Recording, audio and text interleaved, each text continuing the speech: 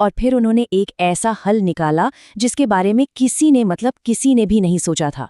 एक ऐसा प्लान जिसमें उन्हें अपने सबसे बड़े दुश्मनों की मदद लेनी पड़ती। और विष्णु का वो प्लान था वाकई चौंकाने वाला। उन्होंने कहा, अगर अमरता का अमृत चाहिए तो तुम एक क्षीर सागर यानी दूध के सागर का मंथन करना होगा, और वो भी असुरों के साथ मिलकर। सोचिए जरा, अकेले नहीं बल्कि अपने जानी दुश्मनों असुरों के साथ मिलकर। बस फिर क्या था, इस महाअभियान की तैयारियां शुरू हो गई। और ये कोई छोटा मोटा काम नहीं था, मतलब ब्रह्मांड के लेवल पर तैयारी हो रही थी। इसके लिए एक पूरे पहाड़ को मथनी बनाया जाना था और एक विशाल नाग को रस्सी। तो देखिए पूरा सेटअप कैसे तैयार हुआ। मंदराचल पर्वत को बनाया गया मथनी यानी चर्निंग रॉड, नागों के राजा वासुकी बने मंथन की रस्सी। लेकिन एक दिक्कत थी, इतना भारी पर्वत तो सागर में डूब जाता।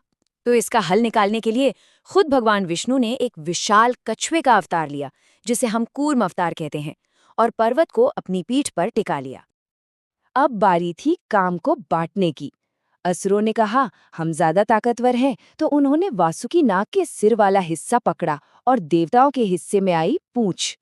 और बस इसी के साथ ब्रह्मांड की सबसे बड़ी टग ऑफ वॉर शुरू हो गई। और जैसे ही ये विशाल मंथन शुरू हुआ, पूरा का पूरा महासागर हिल गया। उसकी गहराइयों से अजीब अजीब चीजें बाहर आने लगीं, कुछ चमत्कारिक तो कुछ बेहद भयानक। किसी को अंदाजा नहीं था कि अब सागर से अगला क्या निकलने वाला है। लेकिन सबसे पहले जो चीज बाहर आई वो कोई खजाना नहीं था, वो था हलाहल, एक ऐसा जानलेवा जहर जिसमें इतनी ताकत थी कि वो पूरे ब्रह्मांड को, पूरी सृष्टि को एक झटके में खत्म कर सकता था। सबके सब डर गए, देवता भी और असुर भी। और तभी इस महाविनाश को रोकने के लिए सामने आए भगवान शिव। उन्होंने पूरी सृष्टि को बचाने के लिए वो पूरा का पूरा हलाहल विष पी लिया।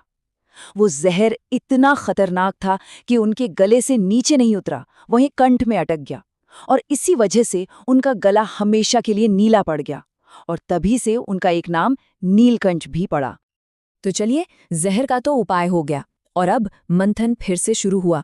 इस बार सागर से खजाने निकलने लगे, एक के बाद एक दिव्य रत्न।